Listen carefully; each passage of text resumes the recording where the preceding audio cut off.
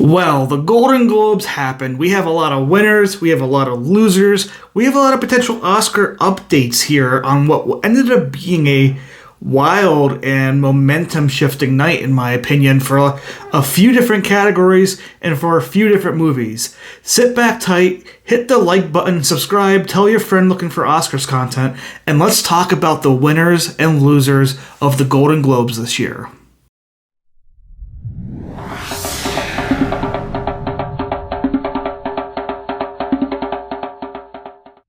Off the bat, winner 100%, the biggest winner of the night. If you haven't seen the actual acceptance speech, I'll link it in my description. Go check it out. It is Demi Moore winning Best Actress in Musical and Comedy for The Substance. She came out and gave this emotionally charged, great overall speech that was very humble, but also owning her craft, talking so much about what the movie is meant for and what the movie's goal is and how it reflects to her journey. The fact that she's been acting for 45 years and she's never been nominated for a movie. The fact that she's been told people that she couldn't do these type of movies, be this type of an award type player. It was a amazing, amazing speech. I cannot recommend it enough. And to me, it was the type of speech that I was saying in my reaction where I'm like, oh God, Demi Moore is now just gonna win the Oscar, because you could see it at the end of the Oscar. Kerry Washington was like, I feel bad for who's gonna go next. She had the whole entire crowd there just like standing ovation, round of applause at her speech. You can tell it connected with this actor audience, with this industry audience. It's really something that people are going to get behind, and it's a movie that's showing itself more and more and more in legs. And as long as The Substance is around and Demi Moore has that career angle, then you're going to have a major potential win there for her at the Oscars. And like I said, the speech was phenomenal. When it comes to Golden Globes, it's not always about who wins and who doesn't win and how it affects the Oscars. For me, it's about who can take center stage when they win that award and capture themselves a amazing overall speech that makes everybody come out being like, I want to see that person give an Oscar speech. I want to see that person win the Oscar later this year. And that's exactly what Demi Moore did on Golden Globe Sunday night. To kind of counteract that, the biggest loser of the night, the number one biggest loser of the night, Anora. Oh, Anora.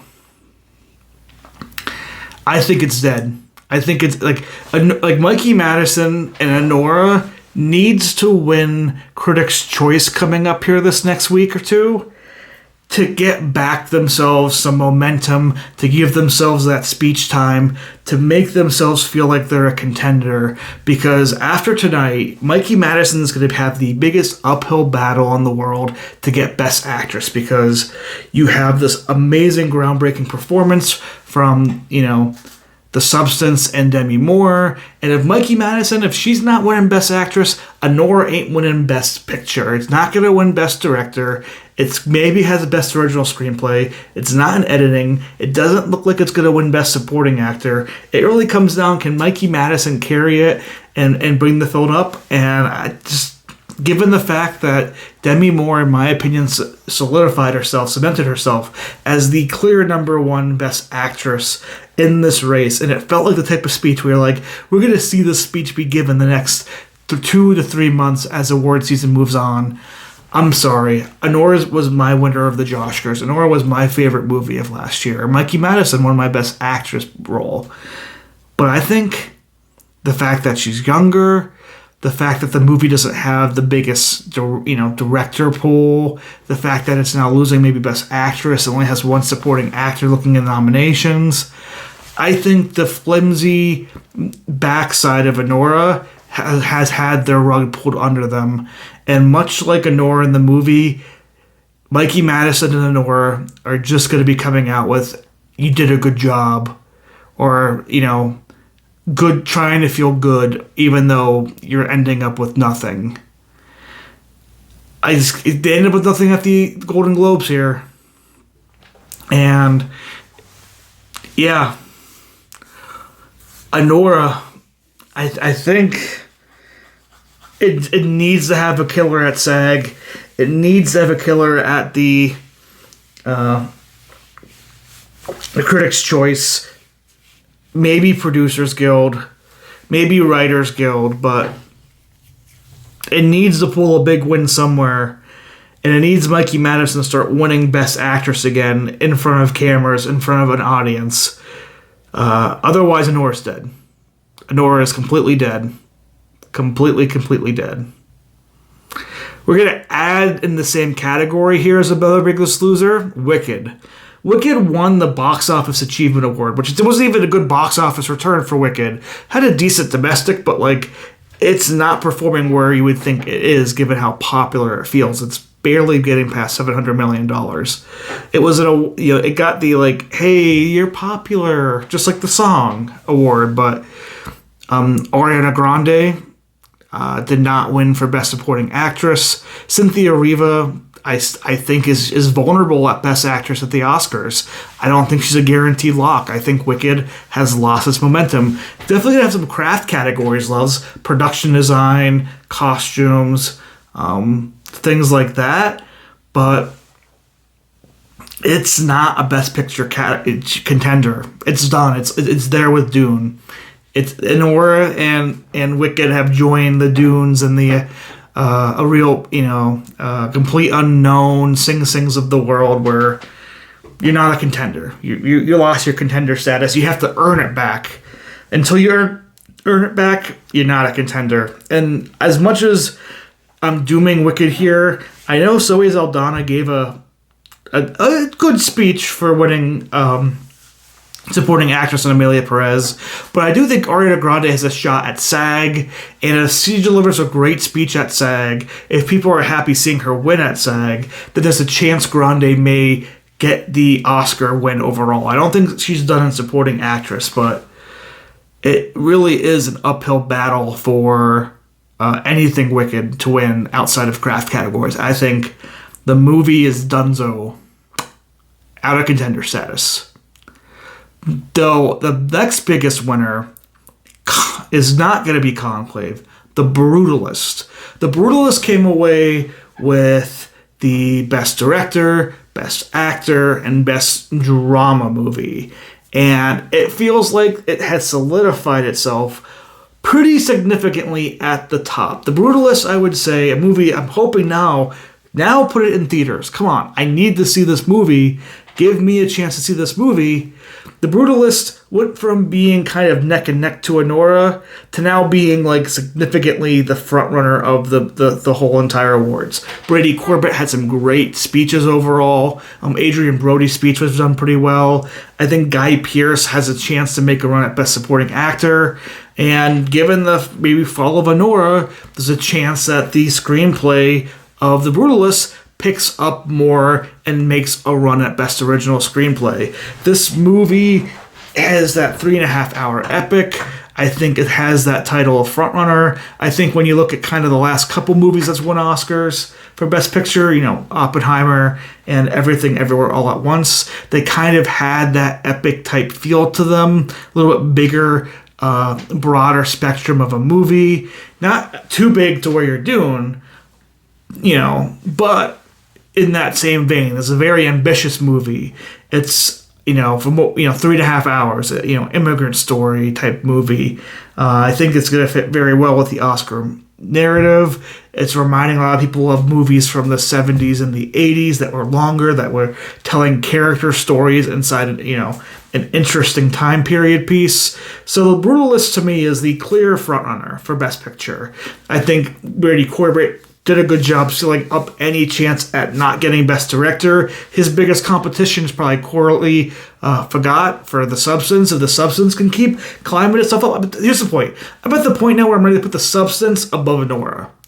If Demi Moore is winning Best Actress, The Substance, if it somehow sneaks a screenplay win, sneaks a director win, the movie has lines up here to go through. What if instead of Zaldana, people start jumping on The Substance and you get Margaret Qualley winning for Best Supporting Actress?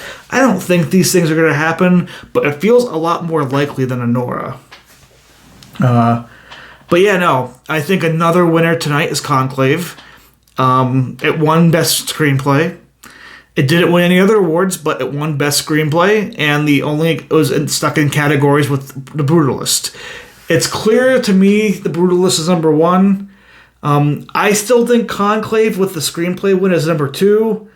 We'll talk about Amelia Perez in a second, but I think Conclave has a good chance at score at the Oscars. I think Conclave has a good chance with the Oscars having more techie categories. It can maybe outdo a Wicked, kind of like a Poor Things outdid Barbie last year in things like production design, costumes, things like that. Isabella Rossellini seems like a foregone conclusion for Best Supporting Actress nomination. Ray Fiennes Best Actor. Brady, you're going to have your director nomination there. So, yeah. Conclave, decent spot. Wasn't a terrible night. It didn't lose any award they were supposed to win. They didn't really win any award that they weren't supposed to win. They won the one award they needed to have. They're still in the conversation. They could have a big push at the BAFTAs, an international type push later in the season. They're holding their spot well. Another big winner tonight, obviously speaking, Amelia Perez. The movie that a lot of people hate online. I still gave it a diamond rating. I see why people like this movie. But Amelia Perez won for Best Supporting Actress, Best International Film, Best Song, Best Musical and Comedy. It had a very, very big night. I think it took home the most awards of any movie. Now, what I will say is the Hollywood Foreign Press, emphasis on the word foreign, or the people deciding the Golden Globes. In an international audience supporting an international type movie isn't unheard of when it comes to things like the BAFTAs, or in this case, the Golden Globes. A more international audience, supports the more international film. What I will say, though, is the Oscars have been getting more international. It allowed Anatomy of a Fall to have a screenplay win last year. It really pushed Poor Things over the edge to kind of be the second main contender, and I think even pushed like Emma Stone past Lily Gladstone, who was more of the American winning side. The international body is a big thing, and if they're liking Amelia Perez a lot, I don't know if I have Amelia Perez above Conclave. Like I said, The Brutalist is just like the ceiling. Conclave is here. Amelia Perez is here. I have to see how Amelia Perez does at award shows like the SAG Awards, the Directors Guild nominations, the PGA Guild. If it is strong in all of these guilds, if it wins, say, Best Supporting Actress for Zoe Saldana at SAG, if it wins Best Ensemble at SAG, then I'm going to start putting Amelia Perez kind of nipping on the Brutalist's heels. But for right now, I'll put Amelia Perez at number 3. This was a fantastic night, a lot of wins. You're in the spotlight. I don't think any of them had a great speech except for Carla at the end of the night. I think she touched a very great emotional beat on what her character, her as an individual, and what she feels the movie feels like. And I think that's a great note to leave off for the Golden Globes. But outside of that, I don't think Jacques Audiard had a great speech. I think Zoe Saldana had a good speech, but it wasn't one where I'm like, I think I need to give her the award if I was a voter. I'd be like, no, let me think about this more. It's not like you're not picturing her giving her Oscar speech like you were Demi Moore. Some other losers tonight. Let's just go over The Wild Robot. It did not. This is a foreign press film, but this was a chance for The Wild Robot to stamp itself the frontrunner for Best Animated Feature. And the winner in this scenario is Flow. Flow beat out The Wild Robot. A great win by Flow. A great movie. Hopefully it gets put out more in theaters as the Oscar season roams up. But just did not get it there for Wild Robot. So Wild Robot's now and Flow are in a 2-horse race in the animated feature department. Acting departments, Angelina Jolie, Hugh Grant, Tilda Swinton, all big losers. Fernanda Torres winning for Best Drama Actress, big win. I still think Baptiste and Torres are going to be duking it out for the 5th slot unless Cynthia Erivo gets kicked out for both of them. I think that could still very much happen if Wicked is doing a lot worse overall than we expect as the award season moves on and it moves away from its hyped initial release.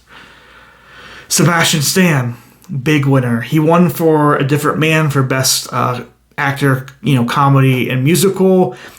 Referenced The Apprentice, got a big applause for The Apprentice. Maybe that'll help his chances of being the 5th nominee for The Apprentice. But great overall speech. Followed up an amazing Demi Moore speech. So he's making a play at that 5th spot. But Glenn Powell, you're gone. Daniel Craig, you're kind of in there. You're hoping your industry name pulls you through. But you're competing with a Sebastian Stan now. Maybe you're still competing with a Hugh Grant, but Hugh Grant didn't win here. It seems the international audience is really behind Sebastian Stan. So yeah, and obviously Coleman Domingo and Sing Sing. Sing Sing lost on the nomination day. Coleman Domingo didn't win the award. Sing Sing needs a big performance at SAG to get back into the game. I think Coleman Domingo gives a legendary performance in Sing Sing that I would love to see getting an Oscar win, but it's going to be tough with Brody and The Brutalist being such a big frontrunner for Best Picture. But you tell me, who are the biggest winners and losers down below? Are you upset about the Emilia Perez wins? Do you get Emilia Perez's wins? Where do you think Anora stands? I got to know everybody's thoughts in the comments down below because, yeah, can't believe I'm saying Anora could be dead after the Golden Globes, but Demi Moore speech. There's nothing more to say.